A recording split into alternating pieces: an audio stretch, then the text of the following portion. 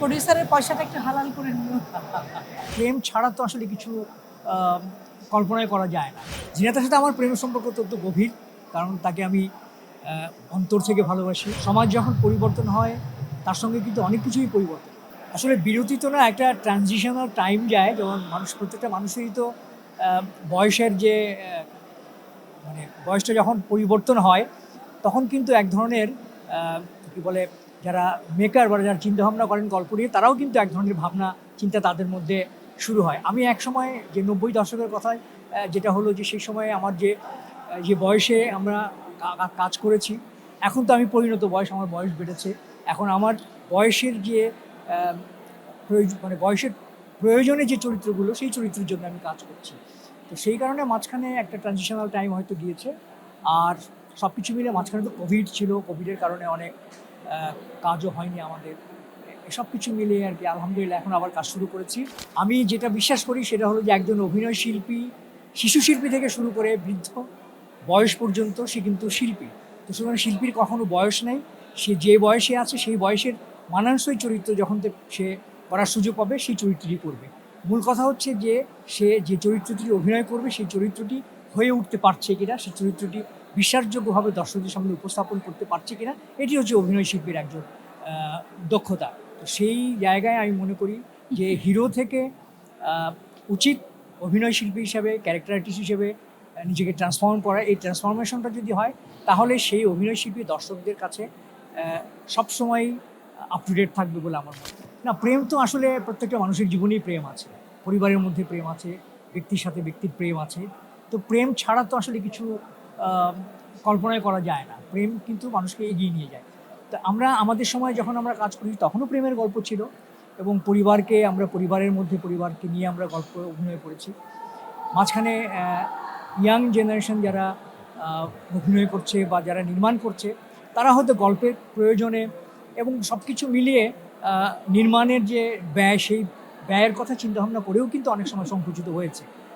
তো যাই হোক, আসার কথা যেটা সেটা হলো যে এখন অনেক নির্মাতারাই পরিবারকে নিয়ে ভাবছে, পরিবারের গল্প নিয়ে আবার তারা নতুন করে বাবা মা ভাই বোন এবং পরিবারের যে সদস্য যারা আছেন তাদেরকে নিয়ে গল্প চিন্তাভাবনা করছে। এটা এটা আমার কাছে মনে হয় একটা পজিটিভ সাইন।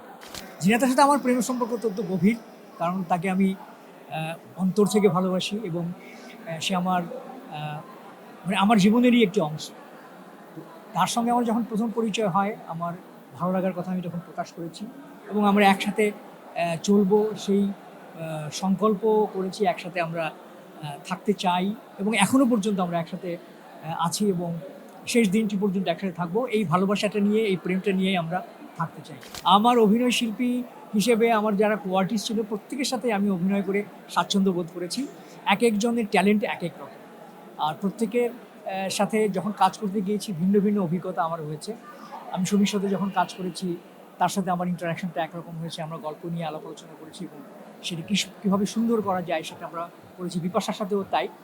তো আমি আলাদাভাবে বলতে পারবো না, প্রত্যেকেই আমার শেষ পর্যন্ত মানে ইয়াং জেনারেশন যাদের সাথে আমি কাজ করেছি প্রত্যেকের সাথে আমার কো আর্টিস্ট হিসেবে তাদের সাথে আমার খুব চমৎকার কাজের সম্পর্ক, এবং আমরা ভালোভাবেই কাজ করেছি। এবং যারা এখন আমি যাদের সাথে কাজ করছি, আমি মনে করি যে এই যে একজনের সঙ্গে একজনের যে ইন্টারাকশন, সেই ইন্টারাকশনটা অনেক বড় ইম্পর্ট্যান্ট স্ক্রিনের জন্য, গল্পকে দর্শকদের সামনে উপস্থাপন করবার জন্য। এটি যদি আমরা করতে পারি তাহলেই কিন্তু দর্শকদের কাছে গল্প ভালো লাগবে, নাটক ভালো লাগবে। আসলে সোসাইটি তো চেঞ্জ হয়, এবং সমাজ যখন পরিবর্তন হয় তার সঙ্গে কিন্তু অনেক কিছুই পরিবর্তন হয়।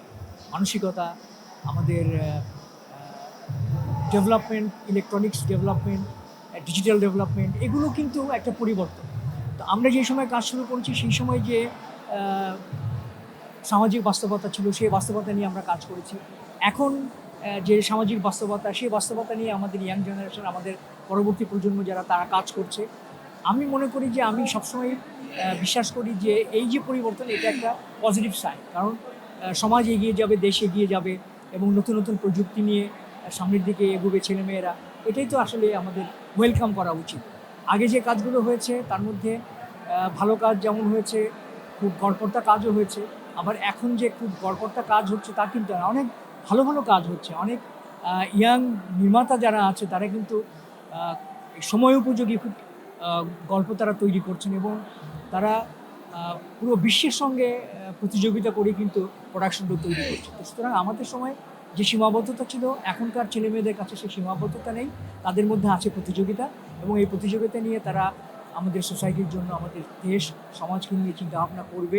আমার একটাই পরামর্শ, সেটা হলো যে কাজটি আমরা করতে চাই, মানে আমি অভিনয় শিল্পী হিসাবে তো অভিনয় করতে চাই, তো যারা এই প্রজন্মের অভিনয় শিল্পী যারা আছেন, আমি বলবো যে কাজটি আমরা করতে চাই সেই কাজটির প্রতি নিষ্ঠা থাকতে হবে, একাগ্রতা থাকতে হবে, 100% অনেস্টি থাকতে হবে। এই অনেস্টির জায়গাটা যদি আমরা মেনটেন করতে পারি, তাহলে আমার বিশ্বাস যে ক্ষেত্রেই কাজ করুক, অভিনয় হোক, নির্মাণ ক্ষেত্রেই হোক বা ক্যামেরায় যারা কাজ করছে, সেই সততাটা যদি থাকে তাহলে নিঃসন্দেহে ভালো কাজ হবে, এটা আমি বিশ্বাস করি। আমি আসলে সিক্রেট যেটা বলতে পারি সেটা হচ্ছে, সেরকম তো গোপন কিছু নেই, অন্যায় কিছু নেই। সিক্রেট যেটা আছে, মাঝে মাঝে ওর শুটিংয়ে যেতে একটু দেরি করতে চায়, ঘুমাতে চায় বা অনেক রাতে আসে ফিরে, তখন ওকে আমি কিছু কথা বলি অ্যাজ এ প্রডিউসার। আমি যেহেতু নাটক প্রোডাকশন করি রুটস অডিও ভিজুয়াল থেকে, কানে কাছে কাছে গিয়ে একটু ছোট্ট করে বলি, প্রডিউসারের পয়সাটা একটু হালাল করে নিয়ে